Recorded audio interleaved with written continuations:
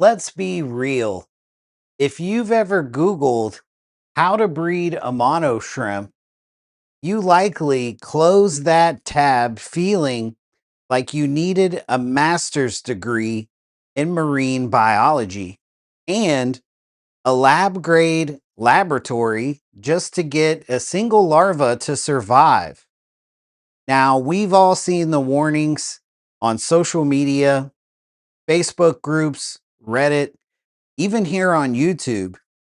They'll all tell you that it's impossible for beginners to breed a mono shrimp. All of these tutorials that you find make the saltwater transition of the larva sound like a NASA countdown or a SpaceX space launch. It's really too much. It's intimidating and it's overcomplicated. And frankly, it's enough to make you stick to Neocaridina shrimp and never look back. But here is the secret. Most of what you've read is actually making it harder than what it actually is. Tonight, we're going to deconstruct this fear, and I'm going to show you why you've probably been misled about the difficulty level and why you, yes, you should be breeding a mono shrimp. You should not be scared to try this. So, what I want you to understand is that I'm not just coming from a place of parroting information that I've read online or seen elsewhere. I do, in fact, breed a mono shrimp and I raise the larva in low tech setups. So here's a look, and this is just a few of the juveniles that I've got going that were born here in my low tech setups. And as you can see, there's several different colors. There's some variations on wild type shrimps that look a little green. There's some variations on wild type shrimps that look a little blue.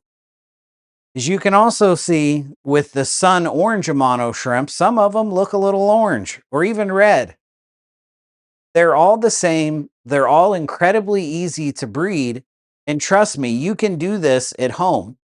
The very first thing people say when I tell them I'm breeding a mono shrimp, or maybe I'm meeting someone to trade some Amano shrimp for something, or maybe I'm selling some Amano shrimp to a pet store.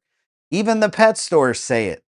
Oh, you're doing that brackish water, huh? In my experience, the best survival rates that I've had is using full salt water.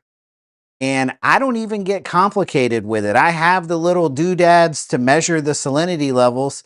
As you'll see in my videos on my channel, I don't even use them.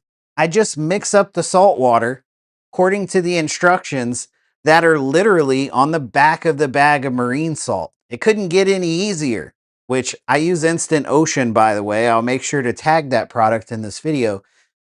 So what you have to keep in mind is if you're going to breed a mono shrimp, you got to be your own shrimp keeper. You've got to kind of peel back the layers on all the overcomplication that's been put onto this part of the hobby for years. And all you really need to know is that these Amano shrimp larvae that are born in your freshwater aquarium, the only reason why you won't see them is if your fish eat them. Otherwise, this whole first half of the process happens automatically. Breeding a mono shrimp in the literal sense of the term is 100% automatic. You just own a male and female Amano shrimp, and before you know it, they're going to look like my females here, full of hundreds and hundreds of eggs. That's all automatic. You don't need to know anything to do that other than how to own a mono shrimp, right? So once those larvae are born, if there's no fish in the aquarium, or if you can separate that female out, your larvae are going to survive for a couple days in your freshwater aquarium. But everything that happens after that is typically mysterious, up for debate, and overly complicated.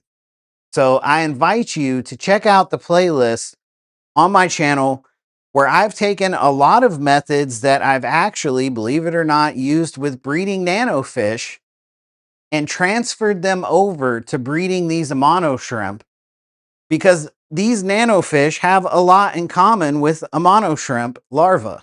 when they're babies. They need tiny, tiny food. But with the mono shrimp, again, it's automatic. You're going to get baby larvae automatically. So, what's so hard about mixing RO water with salt from the pet store to the instructions on the back of the bag of salt? Nothing's complicated about that. It's incredibly easy. There's hundreds of videos, if not, there's probably over 1,000 videos on YouTube about mixing salt water for the marine aquarium side of the niche. Guys do it in big trash cans. It's no big deal.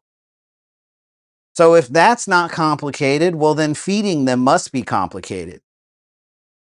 So with my methods, and there's videos on my channel that kind of catalog this, I can raise baby Amano shrimp larvae through the entire larval phase in a simple 5-gallon aquarium with nothing in it other than salt water mixed to the bag, right? That's it. So you leave the light on 24 hours a day, you feed a powdered food, which I talk about in my videos. That's it. So easy to do. Now, this tank has just got a couple baby Amano shrimp in it. It's hard to tell, but there's some brine shrimp in there as well. This is the one that's currently in operation. This is a 10-gallon. Now, I do have an air stone in this, but it's not because it needs an air stone. I'm just trying to run an experiment here to see if I keep that water up at the top of this grow out circulating or moving, like you see the water at the top is moving, will it cut down on the amount of algae that grows on the surface? And what I found so far is, yeah, it does. So I started this process trying to make it the most simple way possible, because if I can raise baby Amano shrimp larvae in an empty aquarium, then so can you. You can do it too. So that's exactly what we got going on here. It's super easy to do. These are actually lemon yellow Amano shrimp. There's a ton of them in here that are probably ready to come out. They've been in here for just over a month. And the only thing that I've done with this aquarium for the past month is tap a makeup brush with powdered food on it into the top of the aquarium once a day. That's it. I open up the lid once a day and I tap, tap, tap some powdered food. See that powder? There's still a little left on the brush. I do that once a day, and that's it.